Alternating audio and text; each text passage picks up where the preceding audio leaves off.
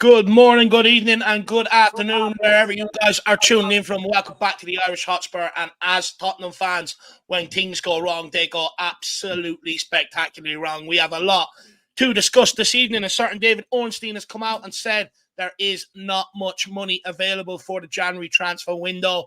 We'll also be speaking about the Van de Ven injury, what sort of impact we think that'll have on the season. You know, not buying two centre-backs in January like Ange Postecoglou asked for. Is that going to come back to haunt us? Or maybe mistakes we done in the summer transfer window by not forcing more players out so we could get more business done. But we are joined by an absolute stellar panel tonight. We'll start with Jack. How are you keeping, my man?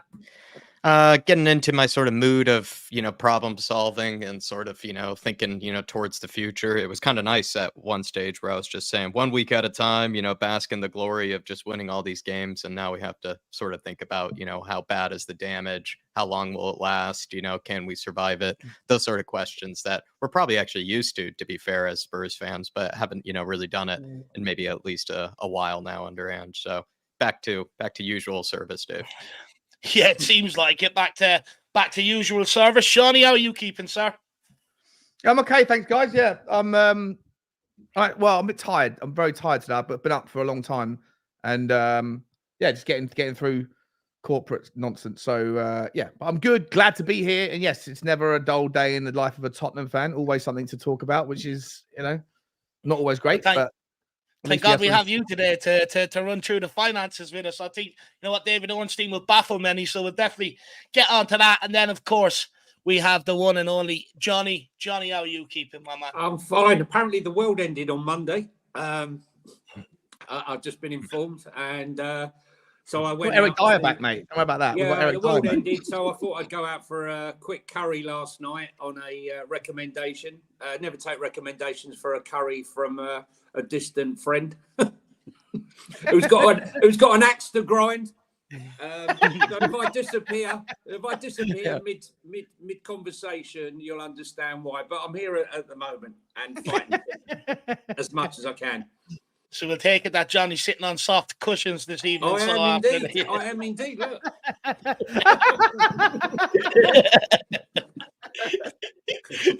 Bring the ready. That's amazing. Absolutely brilliant. Absolutely brilliant. Oh, but guys, we will get into it. We won't waste anyone's time this evening. The boys have places to be, so we will crack into it. I just want to quickly welcome in the likes of Dan, Liam, Scooter Reacts, Martin Knightsbridge. We also have Jamie with us. Big up, Steve D.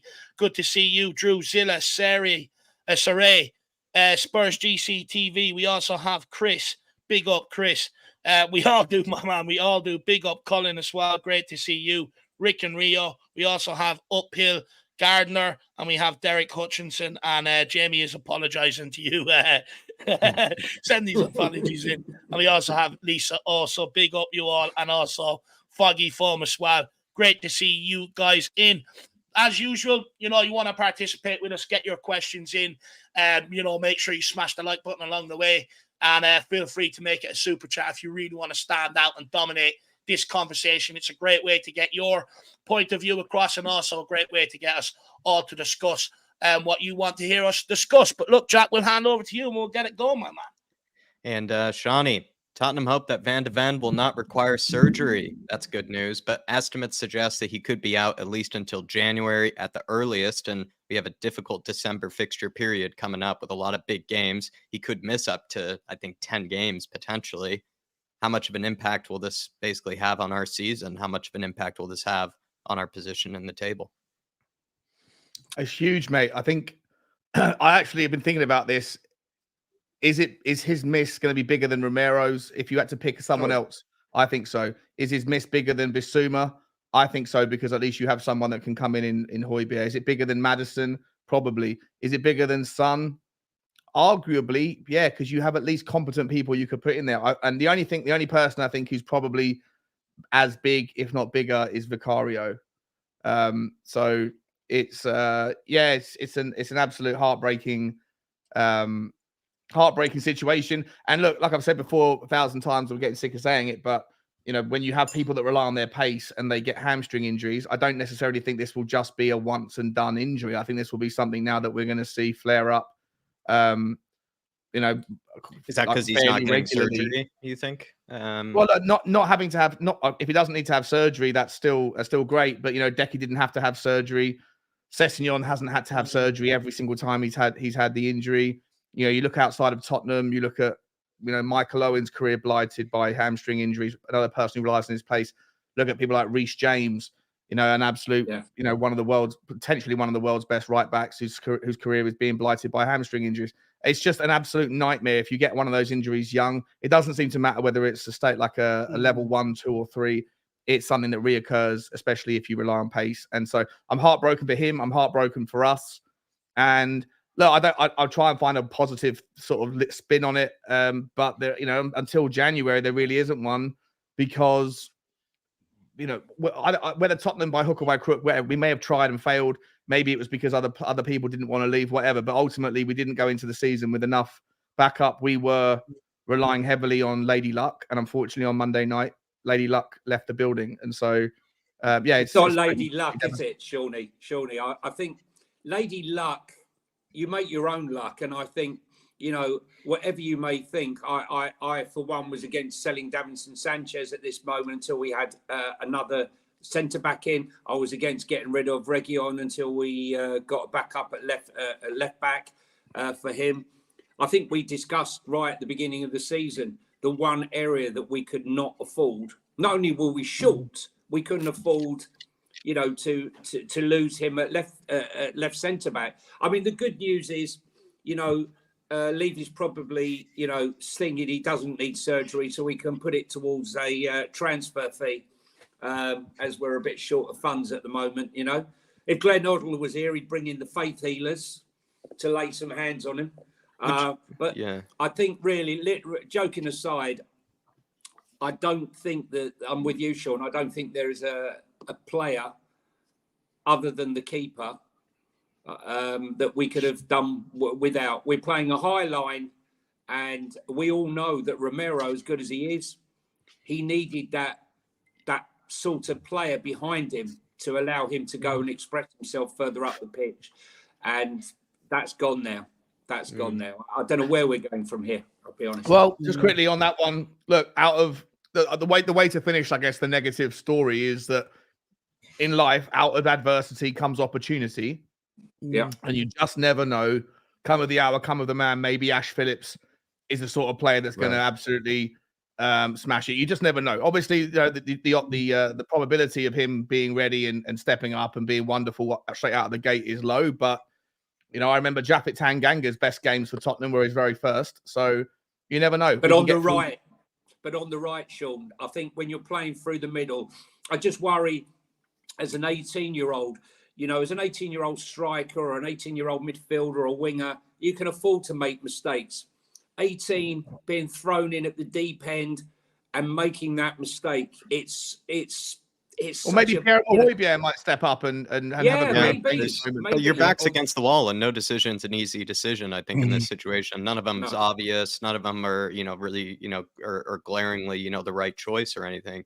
Dave, though, I would say a lot of people kind of, especially when you kind of listen to the airwaves, you know, various, you know, especially Talk Sport, they would always say James Maddison was the one that Spurs couldn't afford to lose. But was it really more actually kind of this threesome of either Romero, Van de Ven, or Vicario were actually the three that we really couldn't afford to lose, whereas maybe kind of a Maddison and kind of the midfield, we actually have a bit more depth and can maybe make by or make do. We've got options on the right, Jack. We got options on the right centre-back. We just had no option on that left centre-back. I think I mentioned to you, Sean, on the other day. Romero doesn't count as much, you think? No, he doesn't count as much. I was thinking to myself, you know, do you play Emerson Royal at left back and throw a Doji in with his pace at left centre back? You know, could he play that role?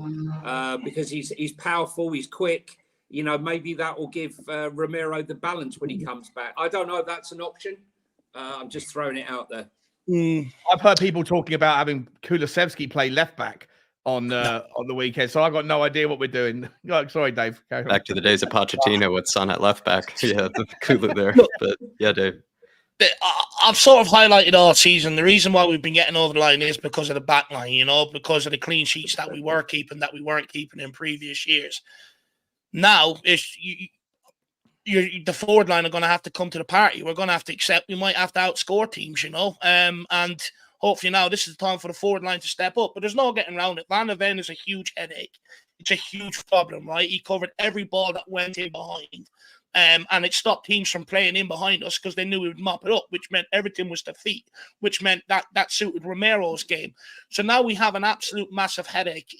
Look, Romero will be back after 3 games, so I'm worried about it, but it is what it is. But in terms of how can we still play the high line without having that pace there, and the only other option is having Vicario sitting on the edge of his box playing sweeper keeper, mopping up. A bit like what he done against Chelsea, although he won't be as exposed because we'll have 11 players back on the pitch. So that's maybe one way around that headache or that problem to solve that. But when you look at the options that are ready to step in, none of them are really blessed. None of them are really blessed with any great pace. Now, look, I think Dyer will start against Wolves, whether I like it or not. I think I'm going to have to accept he will start. But for me, I would give Ashley Phillips the chance. We spent the money on him because we believe he's going to be good enough. And a part of that development process is giving him that opportunity. And if you are looking for someone with a bit of pace that maybe can cover in behind, Ashley Phillips can give you that. He's quick enough. He's not a kid anymore. He's 18. He's a man. We bought him, just in case something like this happened. We chose to bring him in instead of going out and getting another centre-back to cover Van der Ven or Romero. So now his opportunity, give him the opportunity. Like Sean said, what was that quote you had, a brilliant quote you had a second ago, Sean? True adversity comes opportunity. Yeah, out of adversity comes opportunity, yeah. Exactly. And this just could be the opportunity that he's waiting on. And for me, I think he is physically ready. I do. I think under 21s looks easy to him at times. Peterborough, with the Peterborough game for the FL Trophy, I thought he was okay. Would you say realistically right now he's probably a League One level, Phillips? Look, I would say Championship. He does have a little bit of Championship experience and stuff like that. But the reality is, Johnny, we chose to bring him in instead of bringing in another centre back, and the club clearly think that he's good a great enough, talent. He's a great talent. Yeah. He's a very good talent. And look, I think he's ready physically. It's just about whether he can step up and, have that calmness and composure in front of 60,000 people on the ball, not being fazed by the crowd and stuff like that, and being able to stay focused on his job. A lot of people are talking about someone like Jared Braithwaite from Everton. For sure, he's not that much older than Ashley Phillips, and at the end of the day, he only became good enough because everything gave him his opportunity. And for me, we have looked at lowering the average age of the squad. We have looked at youth recruitment and stuff like that. Is that something to do with maybe what David Ornstein has come out to said, that we don't have that much money this January? So that's why we went down that road, so we can have a conveyor belt coming through. And if so, I know it's not ideal, but now we have to start leaning on some of the prospects that we've brought into the club and that we're trying to bring through. Kind of depends on what sort of our expectations were, I guess, at the beginning of this season, and did we really expect to find ourselves this far, or, this ahead of, the competition, that, this starting 11 was maybe, if it didn't have any injuries or didn't have any setbacks, that it could get this far into the season. And then your expectations and sort of your expectations definitely start to change. I kind of want to transition the conversation to a bit just around Romero, maybe. Sean, do you feel like, I don't know, like it's a bad mistake from him because we're going to be missing him for a lot of games? Some people are kind of saying that maybe it's Van de Ven that's sort of been kind of holding up Romero once again, and that, his sort of bad moments are kind of starting to show. Do you kind of feel like Van de Ven is, maybe kind of been, I don't know, maybe hiding some of Romero's maybe worser qualities, would you say, this season?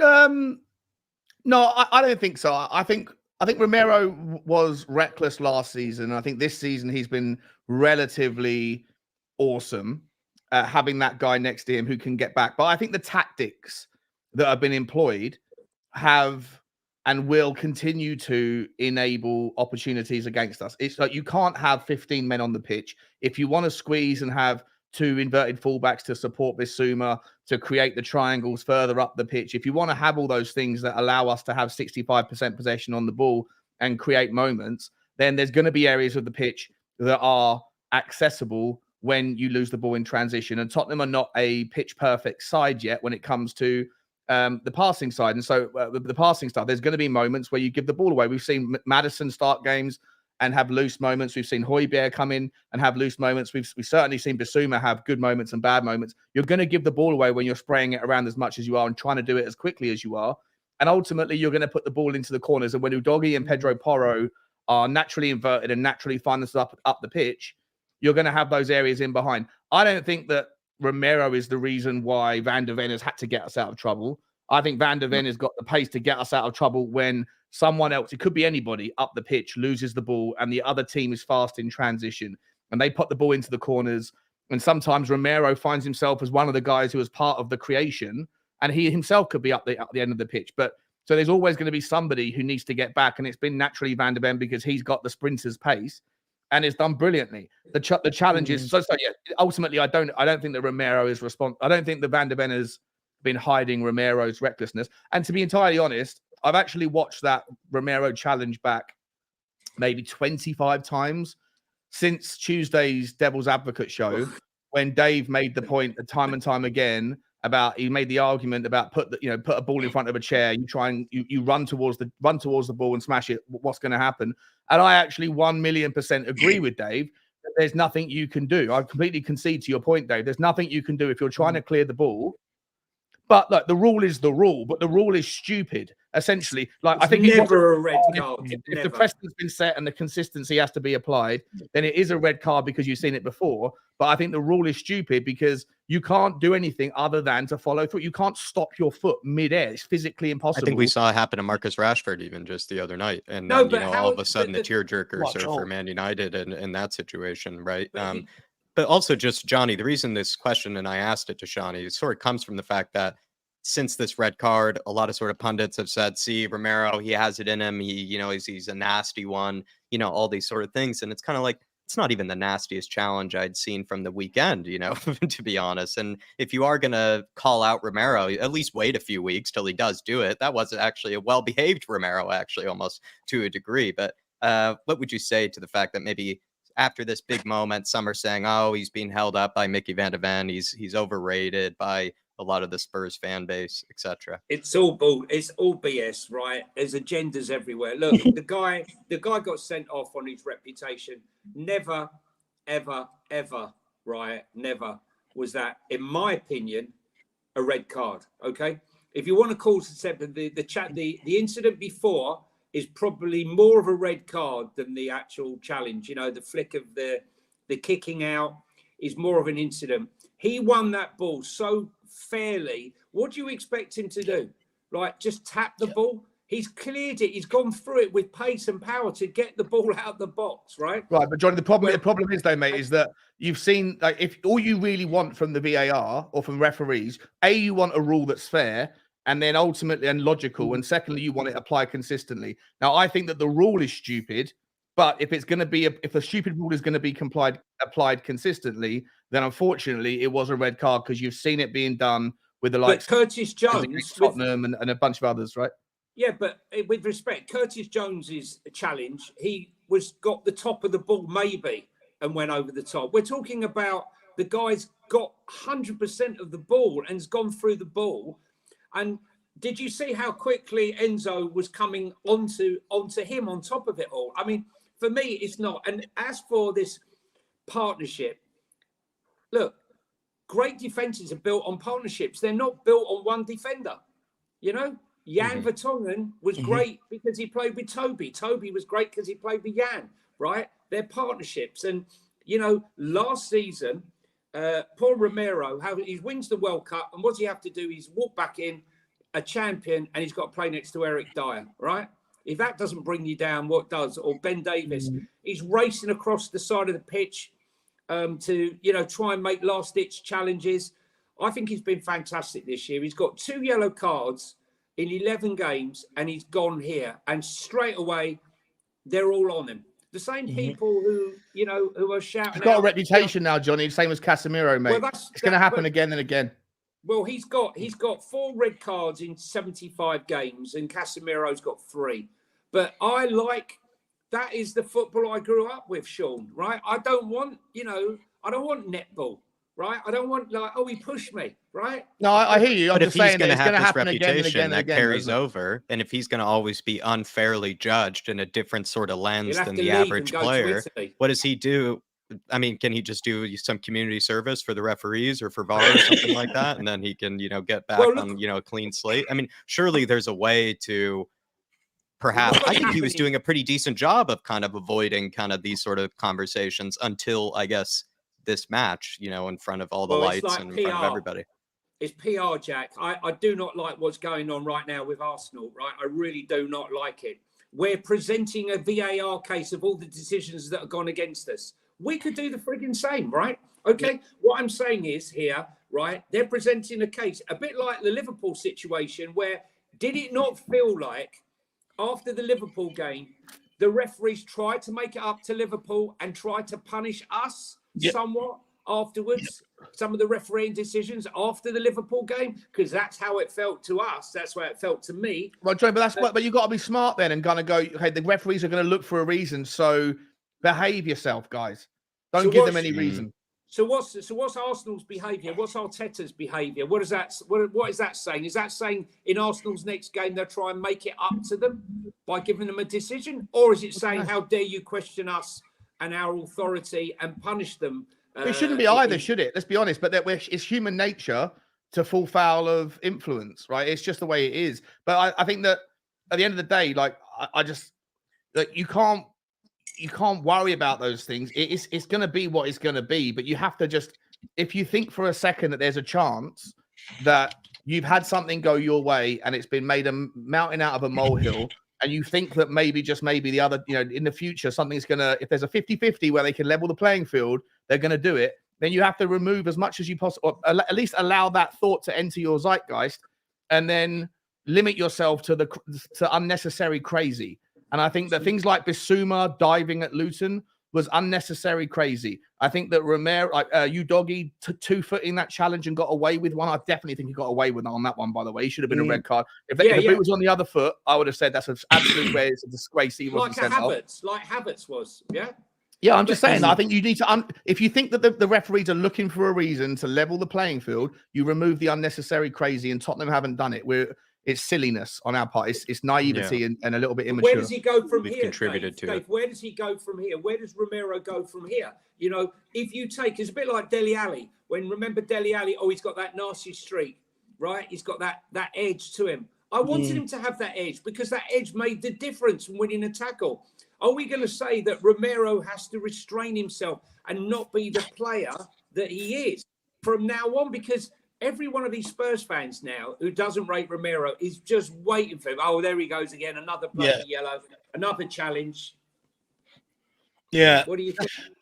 I agree with that. I mean, look, the reason why I say I'll give Romero a preview on this one is because for the whole season, he's been absolutely magnificent. He hasn't been caught with too many cards, giving away too many free kicks. And on this one, the one that drives me mad is Jamie Carragher. He's going around going, he's reckless, he's out of control. This is coming from a guy that spat at somebody.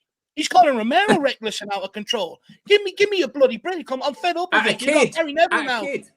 Yeah, at a kid. Now you've got Gary Neville moaning that United shouldn't have been a red card last night. But you were spouting on Sky Sports there on Monday night how much of a penalty it was and how much you wanted them to go back and view it. I'm absolutely sick of it, especially them two, because they grew up in an era where you could tackle, and they also grew up in an era where there wasn't VAR, and they've also highlighted how much VAR is changing the natural movement of players on the pitch because they're adjusting the rules to suit VAR rather than how a player actually moves on the football pitch. And they're now asking them to do unnatural stuff. And I actually feel really sorry for any defender out there nowadays because, if you don't go to clear a ball because you're worried that, if you clear the ball and you catch a player on the follow-through, there's a penalty going to be given.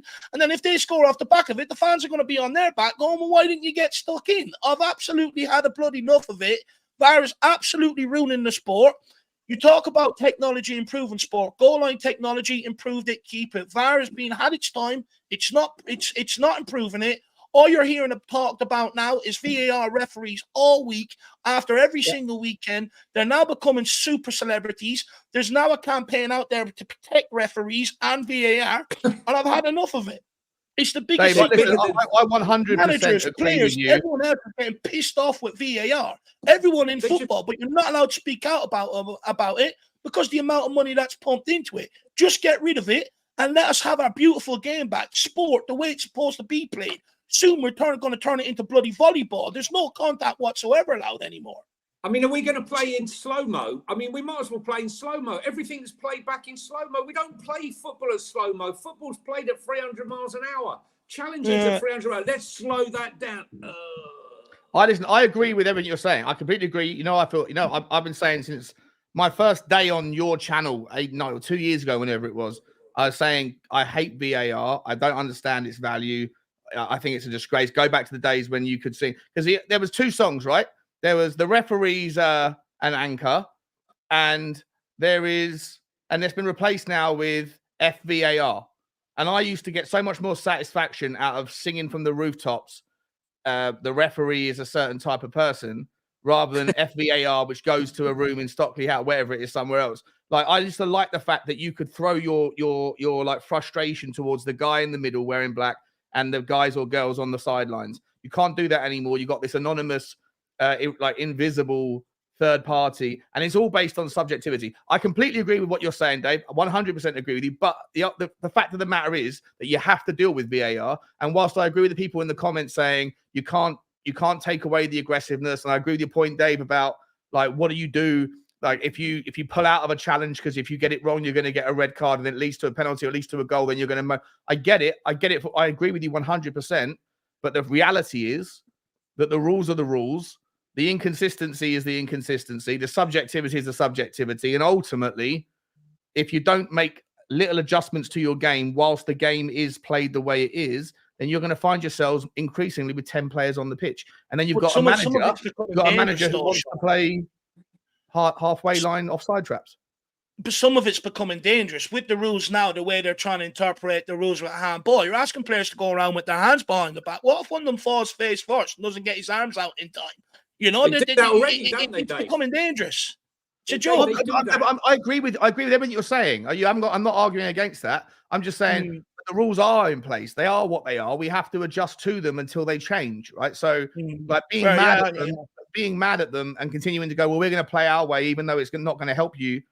You know, it's like playing Monopoly and being angry that you can't take an extra $200 from passing go. Like you have to play the game, even though it doesn't suit the system. If that makes sense.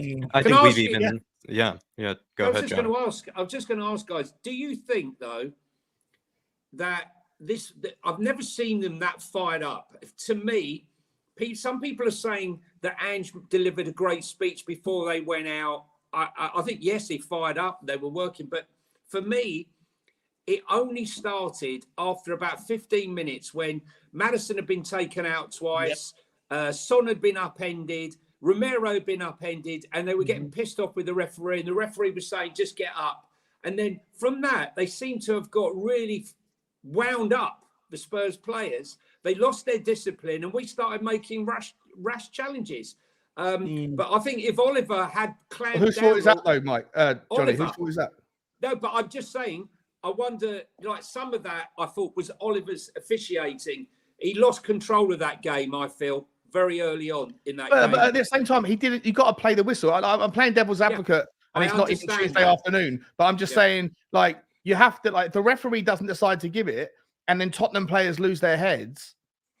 Like, at the end of the day, that's on Tottenham players. There was a lot of decisions, Sean. There was a lot of decisions, and all I'm saying is when they've gone down, Maddison, they went through the back of Maddison twice in like the first 5 minutes. Yeah, and he just telling him to get up. He didn't even like have a word with them. Then the same happened to Son. Son's gone off to the referee and had a word. He's waved away, and then he's taken out Romero on the flank there. And I just, from that moment after the 15 minutes. It seemed to be that we got aggravated. We shouldn't have got aggravated 100%. But so is that a calling then to have someone on the? Do we need someone who is a wise head among? We got a very young team. Do we need someone there to go, guys? Like, calm. We got to like stick. Don't lose your heads here because this is a big game.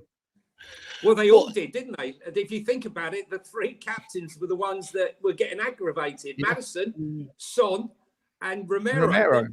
They're the three. So lead by example. The thing is, right, when the referee's not giving decisions, and like Johnny's saying, we've been on the receiving end of unfair decisions since that Liverpool game. A lot of 50-50 decisions have gone against Tottenham, which then changes the course of the game. I've already highlighted, bookings where one Spurs player makes one foul, he's booked. Other players are allowed to make 3 or 4, still no yellow card. Crystal Palace, with all the times they brought us down, he didn't pull out his first card till like 102 minutes. I mean, it's for them, it's absolutely unbelievable. And at that point, as a squad of players, you'll have that conversation where you say, look, referee ain't going to protect us. We have to look after ourselves and look after each other. And that's where what we seen against Chelsea comes in, where players are protecting and looking after each other because the referee ain't helping them. So I can understand the frustrations to a point, because if the referee ain't protecting them to look after themselves, and then they're getting double penalised for looking after each other. So it's a lose-lose situation. I just hope now that they've got their payback, VAR and the referee. They took the points off us that we got against Liverpool. Hopefully now we can just get fair officiating.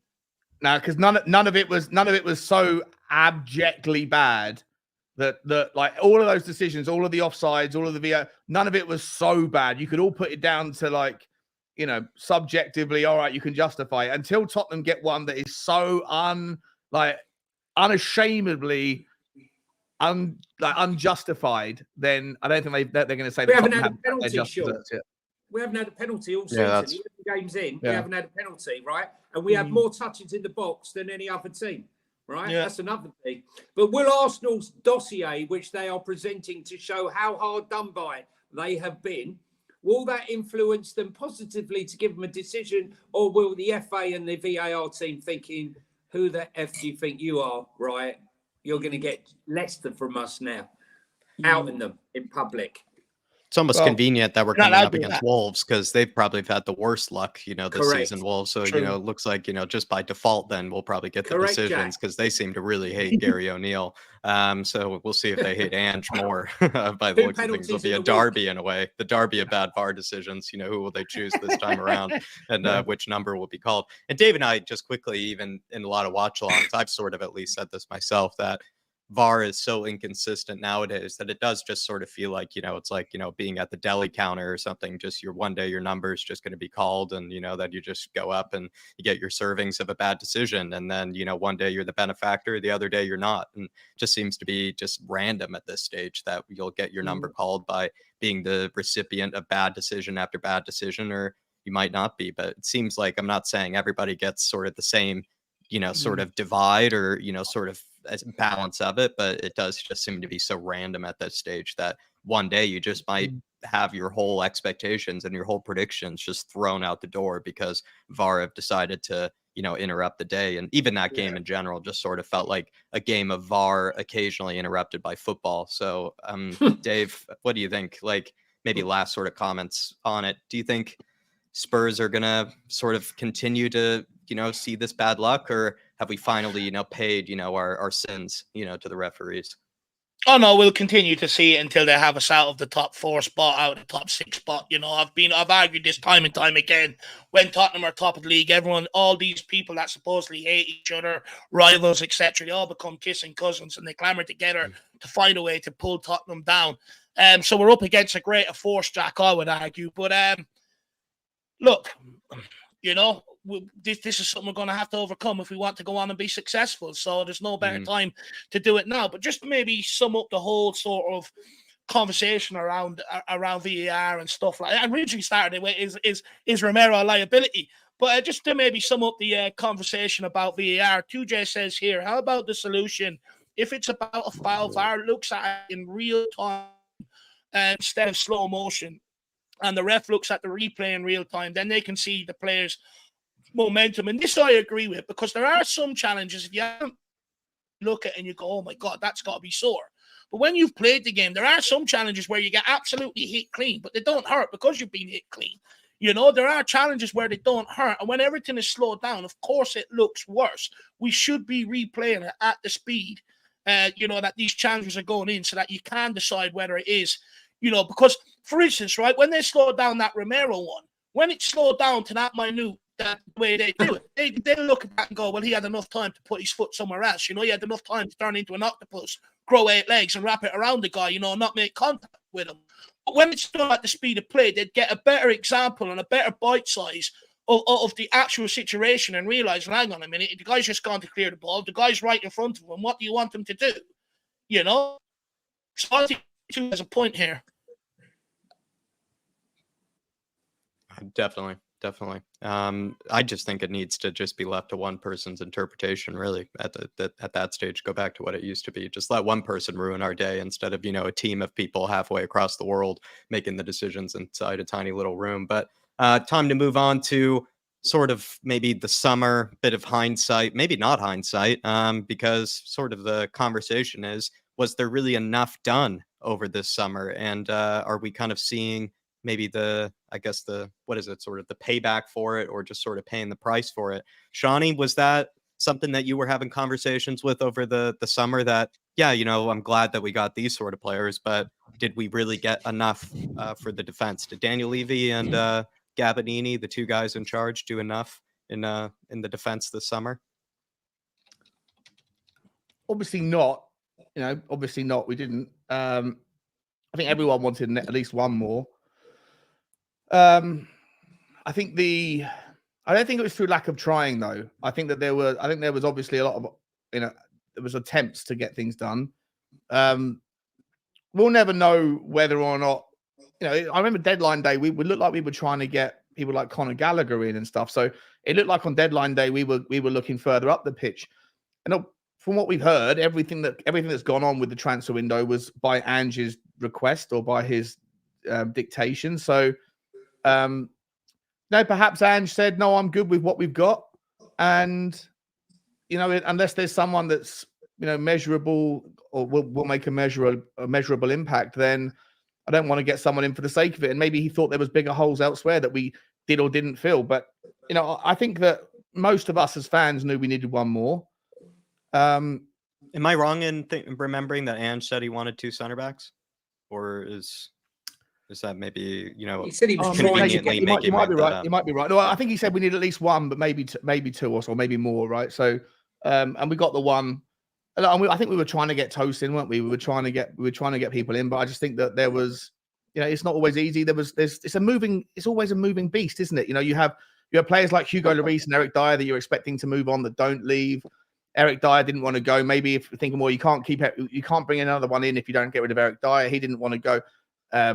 Certain people were here longer than expected. And where I think the mistake was made, if I'm entirely honest, I actually agree with Johnny. I think that if you couldn't get in a player on deadline day, then you shouldn't have sold Davinson Sanchez. I think it was foolish, penny wise and pound poor, or 100%.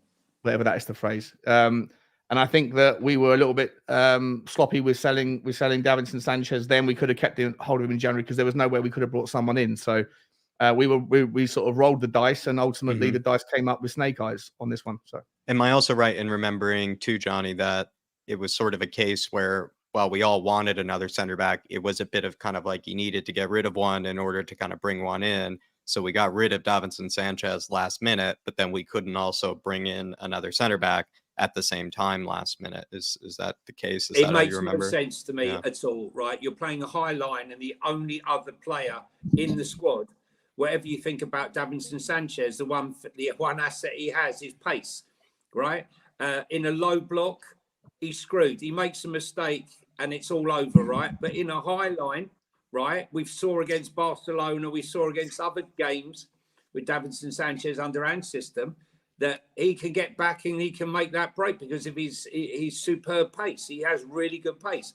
And I've got to be honest with you, had he been brought on as a substitute, I think we would have conceded less goals because he would have been able to get back and make those challenges. And right now, had I been playing Sanchez and Dyer, I would have felt a little bit more comfortable because Sanchez could have played a little bit deeper, trying to cover for Eric Dyer missing the ball, or being caught Sorry, flat-footed. the only redeeming aspect of Davinson Sanchez in the years that I've watched him play was his pace. is when getting back when people have got in behind, and he's got an unbelievable slide. The timing of his slide tackles was always that's it. unbelievable. That was it. It was terrible at everything else, apart from the one thing that we need right now more than anything else. Correct. So You my know? point was, He would have been perfect. He would have been absolutely perfect for the Wolves game. Yeah. You So know? when I was saying this, people said I needed to go and seek urgent medical help. But my point was, what do you do if you're going to keep Ben Davies and Eric Von Dyer, right? And we get an injury. We're going back in time. We're going back in time. It's like self-harming. I feel like this deal was self-harming. To me, Tosin is the answer because he's not going to stay at Fulham. He needs to play football. He's 6'5". He's quick and he can play at left back. And he ain't expensive. And if we're going to get him in until summer, until we can get another quality player, I don't know. He did play well in the Champions League last night. I was watching the highlights. Do you know what? On the very rare occasion, I'm going to disagree with Johnny here on this one. For me, I don't think the problem is the business of letting someone like Davinson Sanchez go. The problem is Ange asked for 2 centre-backs, and we brought in 1. It's the business we didn't do. We knew Sanchez had to go for quite some time. We knew Dyer had to go for quite some time. But we didn't want to force Dyer out, and we left it too late to get Sanchez out for us to bring anybody else in. So it's not the business that we let go. It's the business that we failed to do to bring in. And specifically said he wanted 2 centre-backs and he got 1. Sanchez, look, I disagree. I don't think he can play this system. He's not good enough on the ball. People are going on about his tackles, but, he got his opportunity against Leicester last season and gave away a penalty within a couple of minutes. He ain't that great in terms of tackling. I don't think he's good at all, and we shouldn't be sitting here pining for losers that showed they were losers at this football club. We should be bringing in winners like we've done with previous transfer windows. Dyer or Sanchez, Dave? Davis or Sanchez? Ball goes over the top. Eric Dyer is going to surprise you on Saturday, mate, and he better surprise me because I'm driving up. It's going to take me 3.5 hours to get up there. I know Johnny's going as well. It's going to be. I was really looking forward to it. I'm not looking forward to it quite as much. I'm still looking forward to seeing Johnny's face in the person once again. But I feel like Eric Dyer is going to step up. I thought he did remarkably well in the circumstances on Monday night. I thought it was. I don't want to get back into the tactics or whatever, tactics over philosophy, whatever. But I think the tactics that were employed were not suitable generally for an Eric Dyer level of pace and for a Pierre Højbjerg level of pace at centre-back and Emerson Royal next to him. But I thought they did really, really well given the kind of hand that was dealt them. And I think that Eric Dyer's, I would just love to see him stand up and just do something, get back to his whatever level of his best was 2 or 3 years ago. And then just kind of like pump his chest, do that on the Tottenham badge a couple more times. I just think that he's not the solution, but he might just be the answer, if that makes sense. He did say that his best years are ahead of him. He did say his best years are ahead of him, yet he chose to sit on the bench, but it maybe was actually because he knew that his big shining moment would come at the Molineux when Sean makes the 3-hour journey up to see his favorite player. I'm taking my Eric Dyer t-shirt with me. Taking my Dyer shirt. It's in the back. Bill, mate, I swear to you on my life, right? I just feel like I'm going to a horror movie and I already know the ending. Don't be like that, Johnny. Come on, mate. You got to back the team. Listen, you got to back the Eric. Look, I'm just saying. We can score more goals than them, right? I think that's where we're going to win it. Isn't all that matters though, Johnny? Is that the horror show that you watch? Is that just the good guys win, which are Tottenham Hotspur, right? So even though maybe it could be a lot of scares and a lot of moments, it's all about And I think maybe this is a good question for Dave. Quickly, isn't it? Maybe it's a bit tangential or a bit of a tangent, but Dave, do you think this is an opportunity for the attack to kind of start carrying a bit of the slack here, right? Kind of like they did last season. The defense, conceded 60 plus goals, but sometimes we had no problem putting in 5 or 6 or, 4 goals, to keep it up and turned it into a basketball game. So maybe the attack has to do that kind of like they did last season. look, this will be the real test whether we miss Harry Kane or not. You know, last season when we had a leaky defence, we had Harry Kane who scored, you know, nearly 30 goals, you know, to be able to help us get over the line in some of them games. If it does go back to where we have to outscore the opposition and we are conceding goals, this will be the true test, whether we miss them or not. And it's up to these forward line, you know, to start to step up. You know, every single one of them. Kulusevski, you know, he's already got more goals this season now with his goal against Chelsea than what he did last season. Back in the goals. Hopefully he can take it on to new heights, keep scoring goals and get back to the heights where he was when we first signed him. Brennan Johnson, I felt sorry for the kid on Monday night. He actually looked threatening. Yeah. He looked good. You know, unfortunately, he was a sacrificial lamb, but the only way that doesn't happen again is by making yourself undroppable. So he has a point to prove, and this will be a true test of Sonny's leadership. You know, how can he navigate this? Can he keep everyone focused? Can he keep them? Can he keep the morale up? You know, and can he help command them through this tough times? But it's a real test for this forward line. The back line have come to the party, the midfield have come to the party, and that's why we've got over the line. The biggest difference from this season and the last season is them clean sheets. So now that they're going to be gone, let's see how good the forward line is, and let's see if we miss Harry Kane now or not. I hope we don't miss him. I really hope we don't miss him because I want to win. I want to win a league title. But I'm just saying it'll be a good test now. Brendan's undroppable anyway now because Richie's out for months as well now. True, but we've got Gil Messi though. Dave, are you still banging on about whether or not we should or shouldn't have sold Harry Kane? Is that what that point was? Nope. I'm saying it'd be a true test. He wanted to go for 2 years, buddy. That's not what I'm saying. It's not what I'm saying. I'm saying it'd be a true test to see whether we miss his goals and that, because you know a lot of people, a lot of Spurs fans, but he's not saying last summer were saying we don't need Harry Kane. His goals didn't affect the standings, this, that, and the other. Now that we're back to a similar position without that back line from last season, I'm saying now will be a true test because I argued last season in them games, a lot of Harry Kane's goals were equalizers and winners that got us over the line.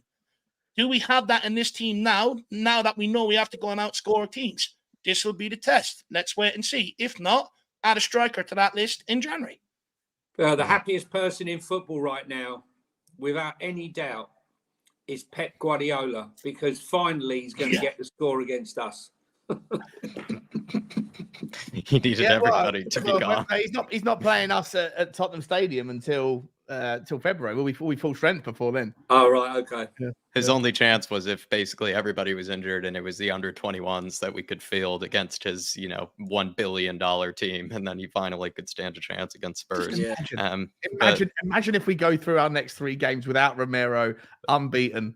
Imagine, absolutely. And Van de Ven and everybody. I mean, it's a long injury list. I even heard word that Pedro Porro could be suffering with something. I didn't even want to think about that, because that's just then, just making everything, a whole lot worse. But just quickly, Veliz has just been forwarded. Veliz has just been fast forwarded in the scheme of things now because with Sonny off in January, we got no other striker, and so the kid needs to be forwarded, forward-winded, and given minutes now between now and January.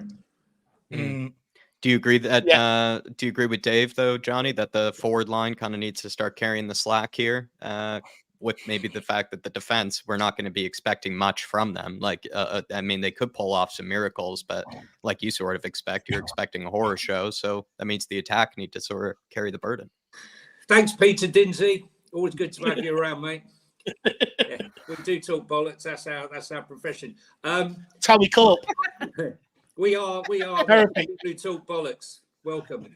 Look, at the beginning, I thought that talking of bollocks, that I thought our defence was well ahead of schedule, really well ahead of schedule from where I thought we were, and our attack was not fluid at all and is behind where it should be. I don't think we've been fluid in attack, and we haven't really gelled like we should have done. Yes, we've been winning games, but we've not been going, wow. Yes, we have scored some great goals. Sonny's goal would have been a great goal. The second goal, had that been allowed, and the goal against Palace were good goals. But I'm saying consistency. Now we've got a situation where the defence is likely to let us down, and now it's time, as Dave says, for the attackers to actually step up and start the gel and start delivering the goods. Now we need to be scoring 2 or 3 goals minimum against someone like Wolves.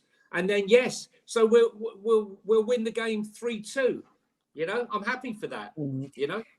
Yeah. A Just about bit getting over the line. Yeah, it is. Who's talking bollocks next? I might as well. I'll transition us into the next bollocks topic. January transfer window here, lads. We've sort of been talking about a bit of hindsight, right? And a bit of the frustrations maybe from the summer window.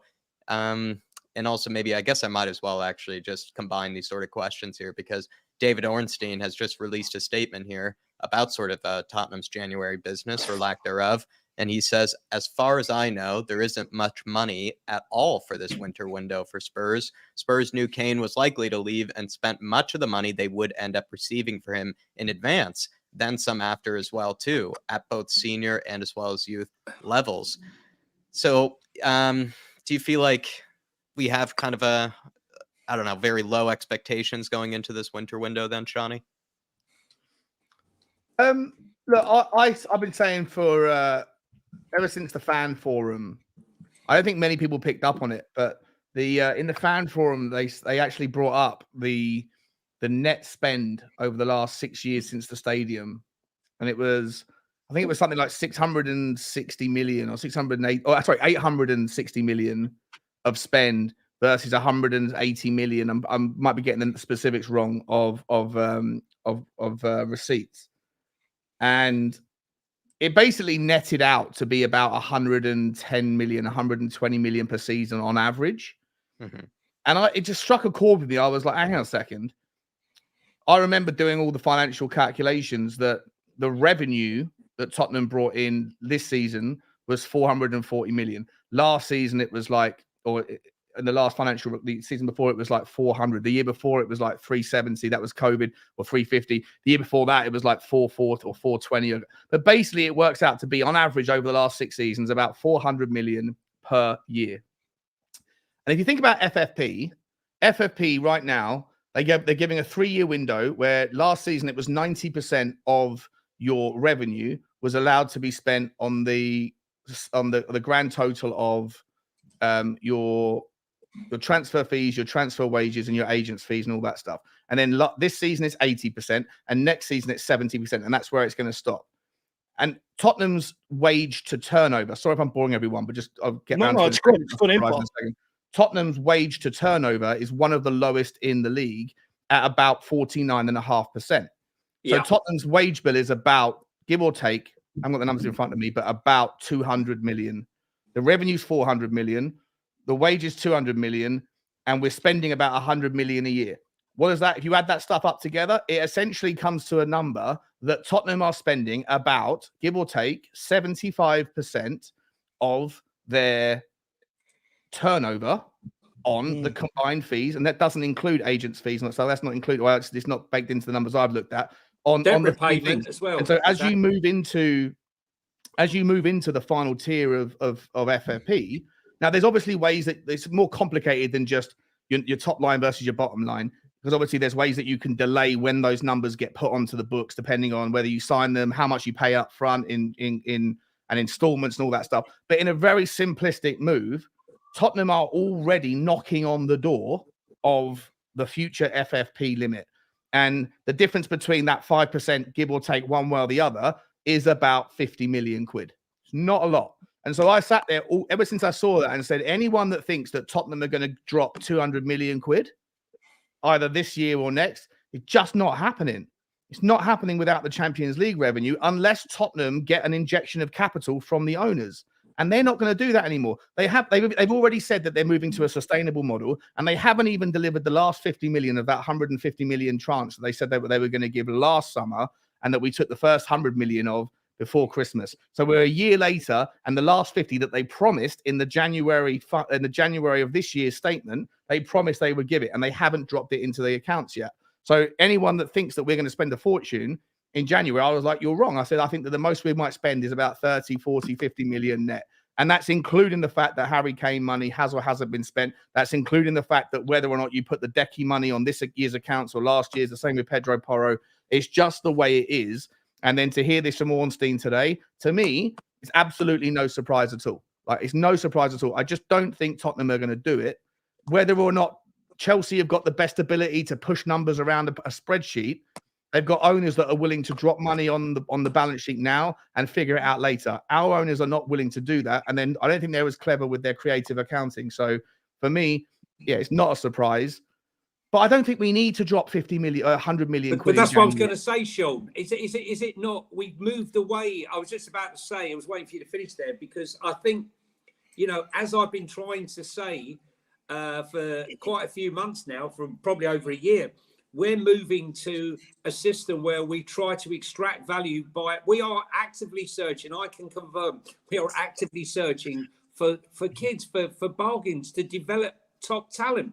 And as we saw, that's the last bastion of revenue generation that Tottenham haven't mastered. In fact, Tottenham have failed at it massively. But this is what I'm saying, you know, to all the people that were up in arms about Raya, and you know who you are, right? When I was posting about, you know, Vicario, what a great signing it was. And this one was no good. And we should have got Tap Sober. We shouldn't have got Mickey van der Ven. We should have got Tap Sober. Who is this guy? We shouldn't have got this guy, you know, who is this Papa Sarr geezer, right? We've had it all, right? So what I'm saying is, right now, I believe that the club aren't that stupid. They already knew they needed a left-sided centre-back. They already knew, you know, we aren't privy. We aren't the only ones that are flagging this up. They're having meetings. They know that even with Mickey van der Ven fit, they needed a left-sided centre-back. So I'm hoping that they find value somewhere and bring someone into the squad. The difficulty is, as we saw with Pedro Porro last year, everyone wanted Pedro. They thrusted him in to his first game against Leicester, and I warned everybody that he wasn't ready, and the rest is history. And the guy got exposed game after game after game. He's not the same player now because he's progressed massively. But that's what you risk when you throw someone into the mix straight off in January. We were very lucky with Bentancur and Kulu that worked.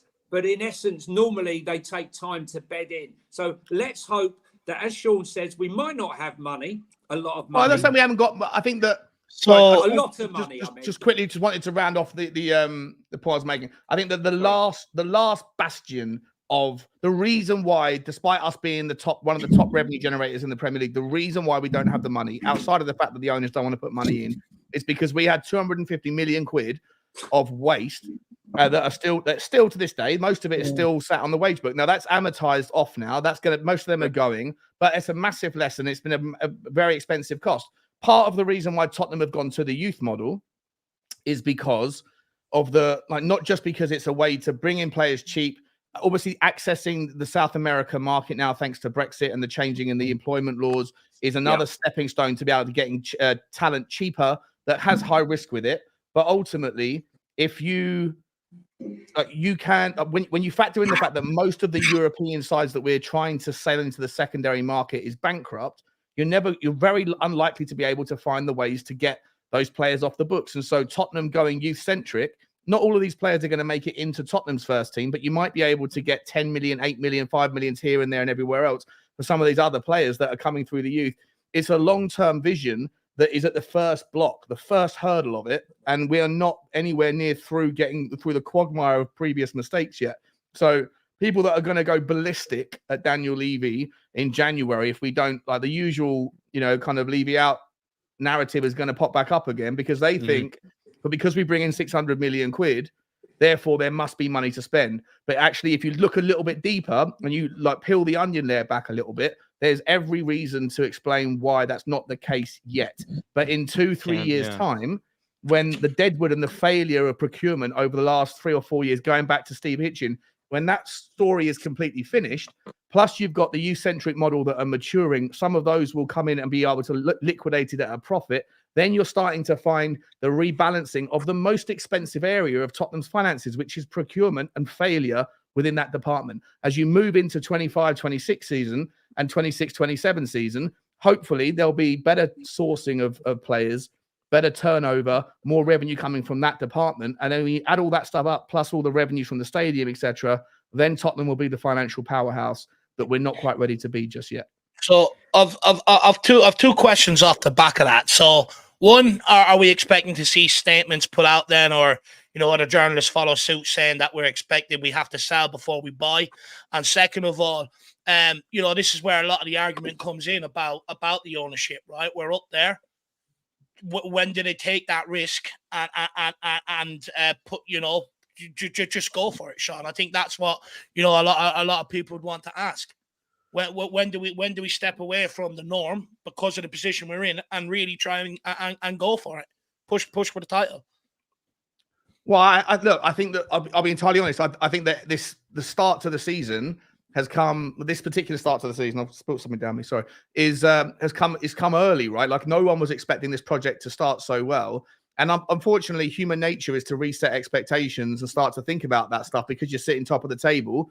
But now we're seeing immediately that now that's probably we're going to face a lot of predicaments in the coming weeks and months, right? So anyone that's reset their expectations, I've seen people recently saying they're trying to leverage a way to level up what failure looks like because of the start to the season before the Chelsea game. I've seen this argument of people from Levy out movement saying, now that we are where we are, surely anything other than a Champions League finish is failure, right?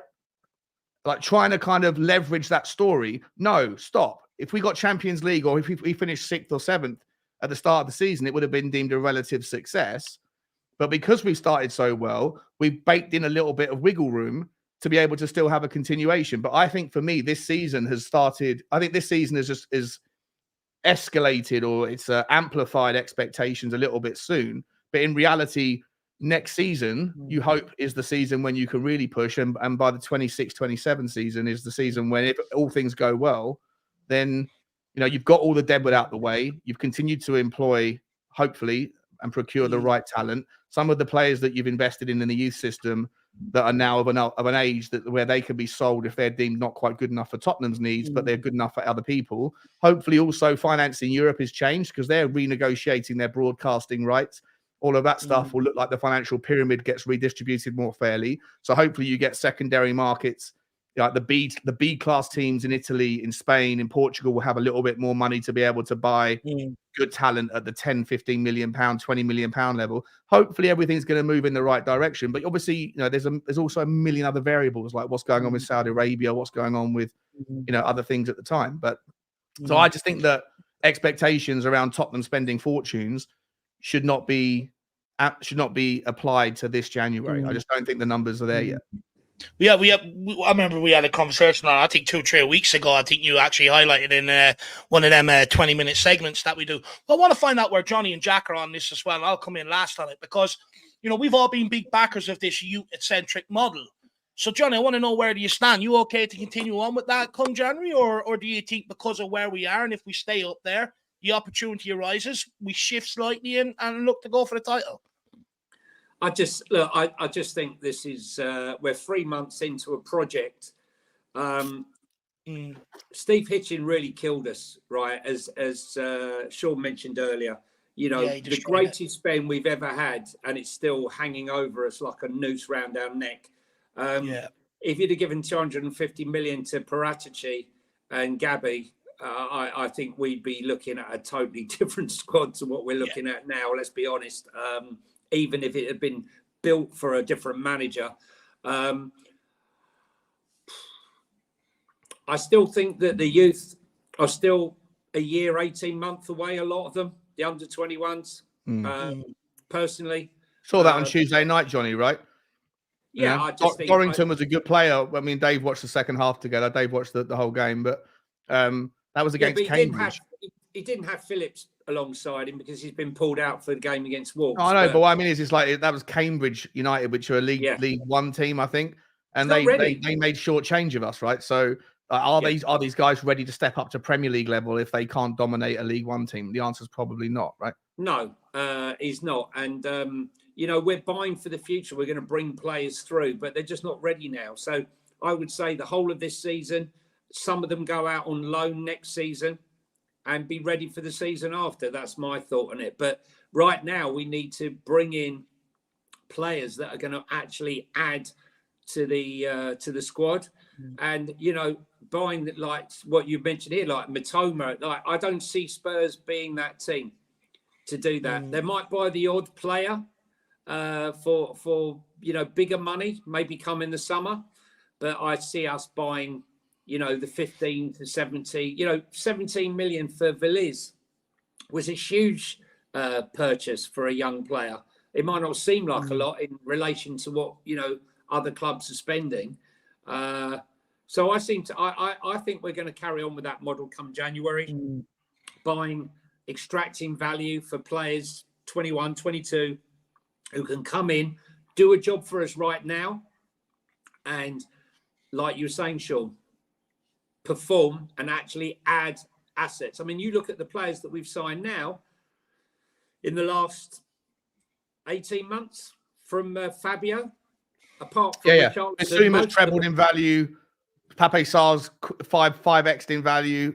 Udogi's tripled in value already.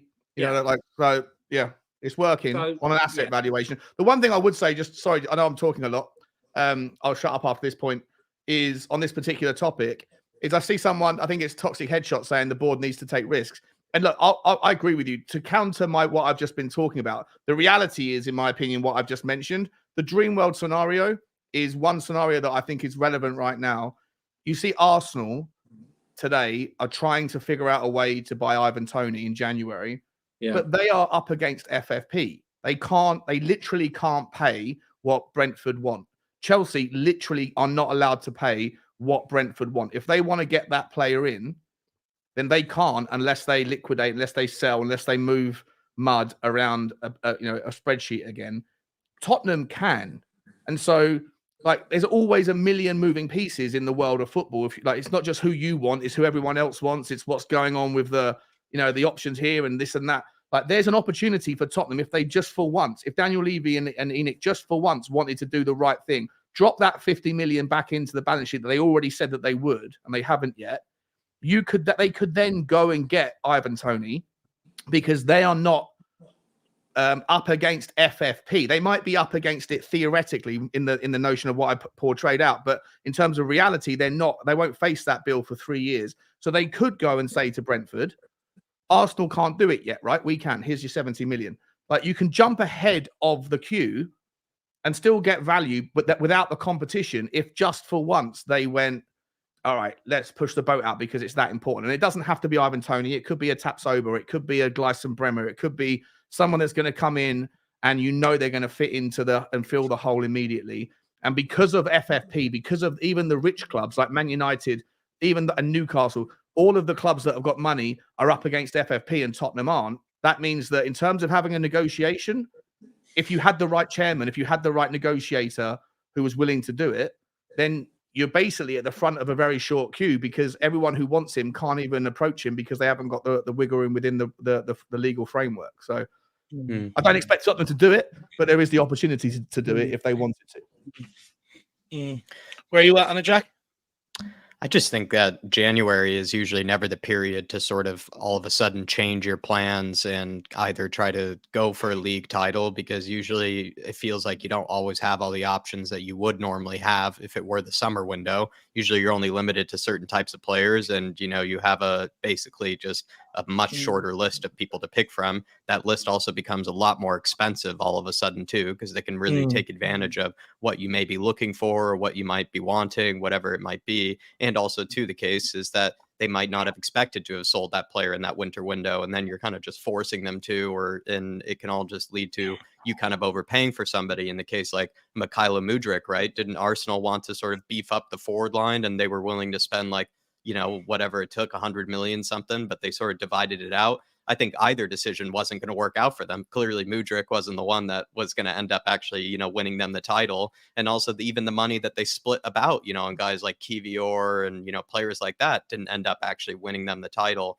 And if Spurs sort of in this, long project of Ange, if we were just to all of a sudden go do you know what, we need to spend X, amount to try to win the league in January, that would just seem like we're really abandoning maybe the original project that we sort of had at hands. I think it's okay to be well ahead of schedule, but it doesn't mean then we have to just start wasting money or, end up making decisions that could kind of maybe Rash. hurt us, perhaps, with sort of players that we bring in that we probably wouldn't have brought in, let's say, if we were not in this sort of title race. Like, what if we made a Casemiro type signing where it's like a here and now type signing, when we've been more on the trend of, signings for the future and signings to eventually be embedded into the team.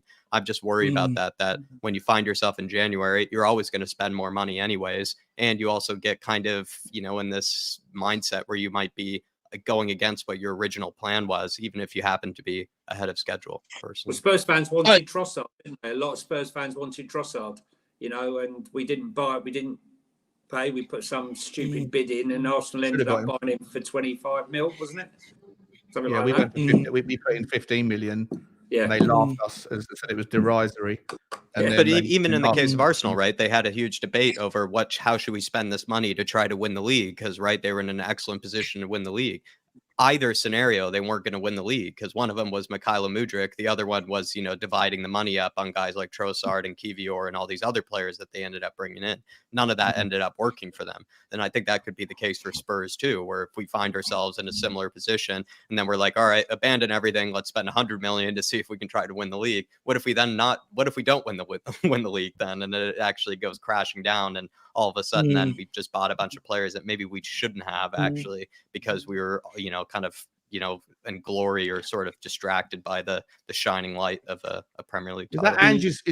Is Ange setting up, telling people to dream, to dare to dream? Is he guilty of telling us to reset our we're in a jog right now, and then we end up sprinting too quickly into this process, perhaps? The thing is, no, I think Ange is right, to have the fans to dream, right? We've been in a period for the last 3 to 4 years where, we've all been stressed out, angry, pissed off, upset, worried about Tottenham Hotspur. So, I think Ange was right to say it, because we were unbeaten. No one could foresee what was coming against Chelsea. But the thing is, we go into this January, we don't have to change our approach to other markets that we've had.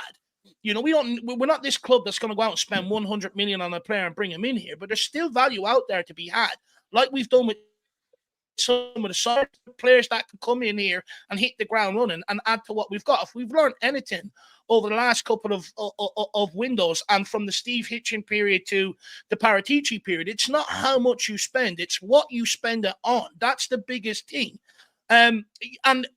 But this January, the recruitment has to be spot on again. It has to be right. You look at Arsenal, all the money they spent on Havertz and people out of the summer, but they never actually really addressed their goal scoring problem and stuff like that. They have never really addressed that. And it's going to come back to haunt them in January. It's just about us spending what money we do have on the right areas, on the right players, which we seem to have a good track record of over the last few years. So when players come in here in January, I ain't going to kick and scream and throw my toys out the pram. If he may be a bit cheaper, but if he's going to come in here and do a better job, for instance, like Johnny said, Vicario compared to Raya, Vicario's, but it turns out he's 10 times better than what David Raya is. So it's actually about how you spend the room for us. We've got a lot of contracts coming up, and a lot of deadwood that we can try and shift in January to get them out the door, try and get a fee, and use that money to bring players in here. So the January transfer window is not dead yet by any means. And then the last point, when Sean was talking about, it's the under 21s, it's only against Cambridge. Look, Dan, right? When I'm talking about the under 21s, I'm not talking about every single player coming up and being able to make an impact. But when you look at the under 21s, you can clearly see there's a couple of players in there that are head and shoulders above the rest. Now, them individually alone ain't going to be enough to get over the line against a Cambridge. You can't Darlington and people like that. It's not his fault. He needs other people and players to step up to the party and help him get over that line. But, in isolation, there are some players are good enough to step up and get into that senior squad, this season or next season. And we shouldn't be so quick to say, we can't give them an opportunity, because the reality is I'm seeing a lot of rumors of and a lot of people saying, what about this player? What about that player?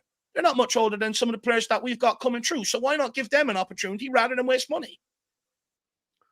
I'm not saying don't give them an opportunity. I'm just saying, like, the pace of the game, you just watch, like, whether or not the game, the game that we saw on Tuesday, and the game that we watched, Jack and Dave, like I watched a couple of games with you, I think in the summer or early at the start of the season.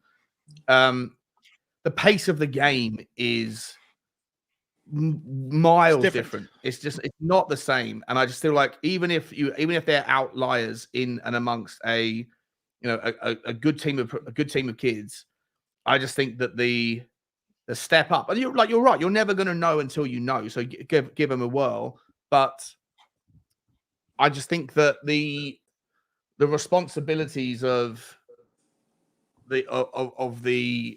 making a mistake in the back line is different to making a mistake in the forward line. Harry Kane, when he was at Tottenham, might have scored every single game, but he would usually miss more than he scored, right? Whereas if you make a mistake as a defender or a goalkeeper, it usually results in something catastrophic. So for me, I think that you're better off bleeding youngsters from the academy when the back line around them is full first team. If you have Udogie at left back, Romero at right back, and Pedro Porro, and you have a full strength team, and then maybe you're 2-0 up in a game where one mistake here or there is not ultimately going to cost you. That's where you start off and give Dorrington or Phillips 10 minutes here or there. Agreed. Someone like Jamie Donnelly could be afforded more minutes, but because making a mistake isn't going to necessarily lead to a catastrophic error that's going to cost you points. So I just feel like the circumstances of bleeding in defenders is a little bit different to bleeding in attackers. Look, I do understand that, but what I would say to that just quickly is that, we speak about being in it for the project. Are we not in danger of throwing the project out the window by using someone like Dyer, for instance, who we know, Ange doesn't really want him to be a part of the plans. He was happy to let him go in the summer, and he's just not good enough at centre back. Are we not in danger of not really going into the project the way we should be by giving someone like the opportunity over someone like Phillips when Phillips is a part of this new project? And that's what we've all signed up for. So are we not in danger of going against that then by returning to some of the old players that we know just ain't good enough? I mean, my opinion is what Phillips doesn't have much to do to be better than Eric Dyer at that back line. We talk about, making mistakes, but I can accept that from a youngster, but I can't accept what I've seen from Eric Dyer in years gone by as a senior professional. But I think if a youngster made that, a lot of people would give it a lot of leeway. I get it could come back to be detrimental, but is he going to do anything detrimental that Dyer and Davies have not done to this club over the last few years in that line? But when you say, if you were saying to me, let's play Phillips with Mickey van der Ven, I'd say okay. Or if you're going to say, let's play Romero with Phillips, I'd say, okay, let's look at it. But to play Phillips with Ben Davies or Eric Dyer, I just think it's detrimental. I think it can only hurt because we've seen this fan base turn on players that they supposedly love. I mean, 2 weeks, the last few weeks, Romero's been a hero and he got sent off, and now you've only got to look on social media to see how everyone's turned on him. I am worried that we're already casting an assertion that Phillips is going to come in here and cause mistakes. How do we not know that he's going to come in here and he could end up being the hero that we need in the time of darkness? It's a brand new defensive line this weekend, mate. We're going to be playing Emerson Royal. We're shoehorning Emerson Royal to left back. We're playing Pedro Porro, who's who's blessed with having pacey defenders who can get and recover for him, and then he's going to have to play with Eric Dyer or Ben Davies, whoever. It's too much change. I don't want to put that pressure on someone who's 18 years old. I'd rather wait until the team is back stable with most of the cogs in place and then give him the chance when everything else around him is stable. Because I don't think this back four will know what the hell they're doing on Saturday, if I'm honest. And I don't want Ash Phillips to have that kind of pressure plus the potential consequences of his confidence being shattered if he is part of an overall defense that makes a bunch of mistakes, but he happens to be the one that's focused on. And Wolves will target him if it's him that's on the pitch. They will go through him. And so I just think it's that the upside risk is worse than the downside risk, in my opinion, right now. The week after, when Destiny's back, if you're saying to me play Destiny, and then maybe there's an argument because there's a little bit of pace to help out. I think this week's going to be the next 4 or 5 games is going to be really challenging for us. I hope we get through it. I really do, but it is a little bit worrying. Can't lie. I just think we have a golden opportunity here to put out a back line that could surprise us rather than put out a backline that I think, I don't think is going to surprise me. I know exactly what I'm going to get from them. I do hear your points, but I disagree with you all. That's nothing you can do about that, and nothing you can do to change that. That's why we love football. That's why we love football. Unless there's any other questions that you had, Dave, I think we could wrap it up here. Okay. Yeah, I'm happy with that. Okay. Good one, boys. All righty. Johnny, thank you for joining us this evening. We'll start with you, Johnny. Tell us what's coming up, I believe, on Tottenham on Tour. And also, I'm about to put in your Twitter. And Sean, about to put in your channel as well. But Johnny, what's coming up? Yeah, you'll see me again on Tottenham on Tour. And your management will be Sunday morning after the Wolves game. Normally Sunday morning, around about 9:30.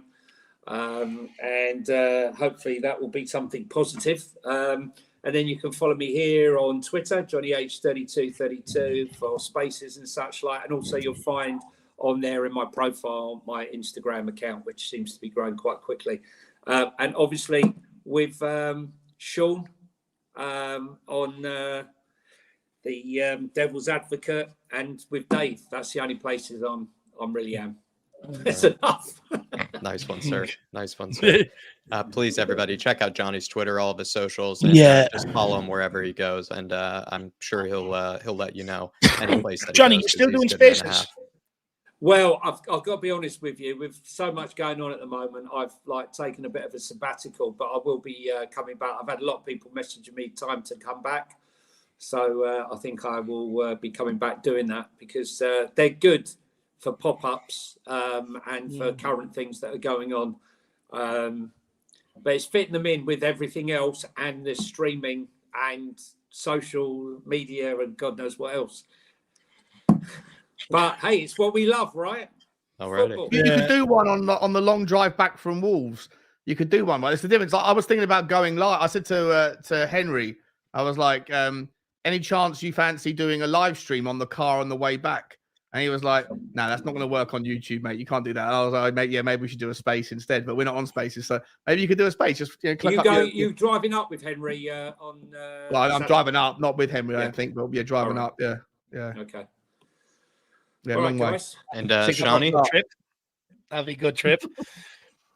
Shawnee, No, Spurs Talk Show? I'm not a morning person. I've got to get up at about 6:30, take the dog out. Bugsy's got to, listen, doesn't matter what time Tottenham's playing and where they're playing in the world. Bugsy needs her walk and she won't be happy unless she gets one. So I've got to get up an extra hour early, leave the house by 7:30. But yeah, you guys can find me at Spurs Talk Show. Appreciate you guys having me on. I do love these debates. And thanks for having me, guys. And Spurs Talk Show is where you can find me.